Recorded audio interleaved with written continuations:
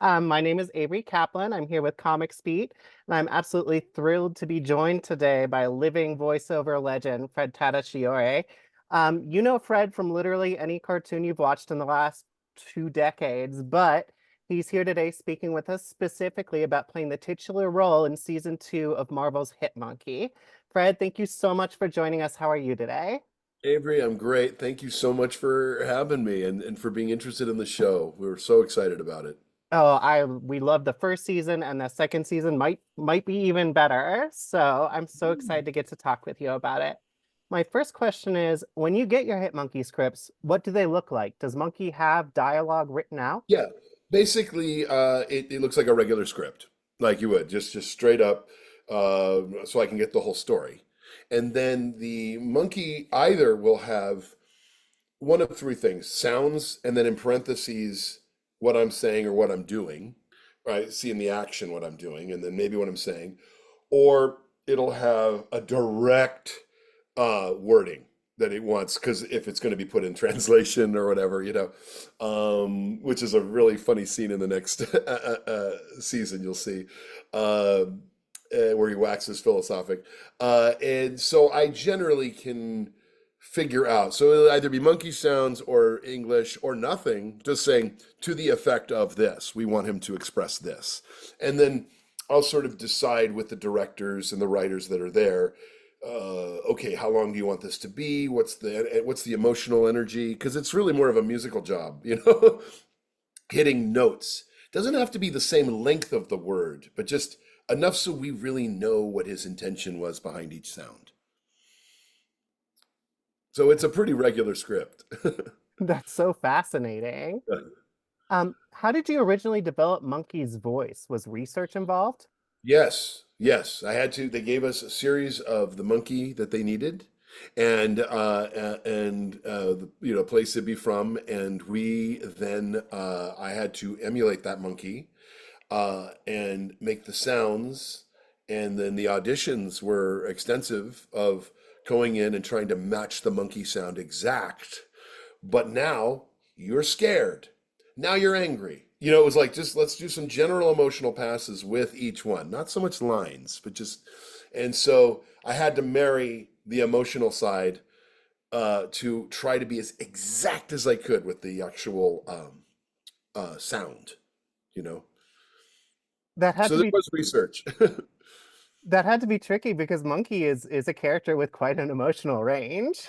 Yes. Yeah, and fortunately it is a monkey, so I can express a lot of emotional range with that. Do you know what I mean? And it still sound almost as believable as possible. That's still coming from a monkey. Like and those tonalities you can like you kind of know where he's at. You can it gives me a great palate, because of being a primate. So, as a primate, our voices are going to be pretty close. Um, and so there's a lot more leeway I had with this character. I'm curious, what was the recording process itself like? Is physicality involved? Oh yeah, always, anytime. I mean, I love to move around a lot. I try to do whatever he's doing, without knocking things over. I mean, I still got to sit or stand in place, but yeah, there's always, I look really silly when I do my job. And really, every time they take picture, like, so yeah, there's a lot of physicality in my job, and a lot of hand motions, and a lot of fake running and jumping, and so I try to match what he does, whatever scene. Were you recording in a studio or were you at home? Both. I'd say it's been 50-50. I think because we had the COVID times. So I had a home studio, thank God, that I could do work out of. That just saved us. I would say the first few records, no, I was in a studio, and a really great studio, like, because they were really like showing me the epic. It was epic, that opening. I'm talking about the pilot. When we established it, it was following a very extensive animatic, which is an animated storyboard. So I had a lot going on, and it was drama. remember, I thought, I mean, I was familiar with the comic books and graphic novel, and I knew, but I didn't know this particular how they were going to advance this story, and I was playing the severity and the seriousness of this character, not realizing just how funny Jason Sudeikis was going to take this. Like, I mean, the script was funny, but at first I wasn't privy to those lines, and so now I see it and I'm in on the joke and I know what's going on, and he does these quips that are just, oh gosh, outrageous. And now that we got Leslie Jones involved, it's over, for me. It's like it's just too much. It's so funny, and yet at the same time really dark and psychedelic. And now we've got pathos, especially in this next season. There's so much redemption and so many character arcs that I had no idea we were going to do. So it's exciting. So yeah, so I've been very lucky to be, I do both now. I'm in studio and at home, depending on what our situation is. But always on a Zoom, or always with everybody there. Um, so you mentioned getting some notes from the director. I'm curious what kind of directorial notes you get from Monkey. Oh, an example would be, could you shorten it? Can you make him, he's a little more angry? He's not as angry. Make him, I just need to hear him be a little sadder. Can you just make it a funny, here's a funny bit I want you to try. Like because they know their stuff, what's going on really well. So they're always there to not only give me the script, but like conduct and give me like guidance as to what's pertinent in the scene. And I'll ask questions like, well, what does Monkey, it sounds so funny to say this serious, what does Monkey want? Like, or what am I trying to get out of this scene here? And I'll try on three or four different styles, and then we'll either we'll cut it up, marry them together, into those pieces where they'll think of it like conducting. You know what I mean? They'll just, yeah.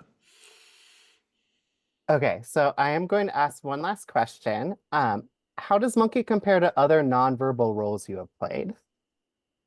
That's a great question because well, I would say the primary thing is that he's a monkey. I've played dogs, cat, dinosaurs. Um, this is like the dark, curious George. No, it's also the amount of pathos. I would say he's got a weight on his shoulders. So I would say two things. One, that he's this primate. The other is that he's a different kind of monkey than like you would normally think about. He's not full of antics. He's not being funny. He's actually quite serious, and so I relate to him more as like sort of sad guy that's learning a lot of experiences. So it's I would say his soul, the fact that he's a primate and his soul is pretty much different from a lot of the characters I've played, um, too. Is that because of his sadness, even with the family he's found, and he's got this relationship that he has with Bryce is so cool. They really are a buddy film. They're like brothers. They really are. They're symbiotic together. And the things he doesn't always like what Bryce has to teach him. And I think he's learning he's going to teach Bryce a few things too. So there's a lot of that. It's a little more, I would say the tonality of it's a little different. Like, how is he the straight man? How is he the funniest? The ghost is the funny guy. You know what I mean? So it's a lot of that. So I'd say, yeah, I would say that's another thing is that interestingly enough, he's the straight man. He's the one who's like kind of the depressive, and trying to snap out of it. That's where it's a little bit different. Yeah. Well, thank you He's so very much for sweet though. he is. He is. Yeah. Thank you so much for speaking with us today. Everyone, be sure and catch both seasons of Hit Monkey on Hulu because they are excellent.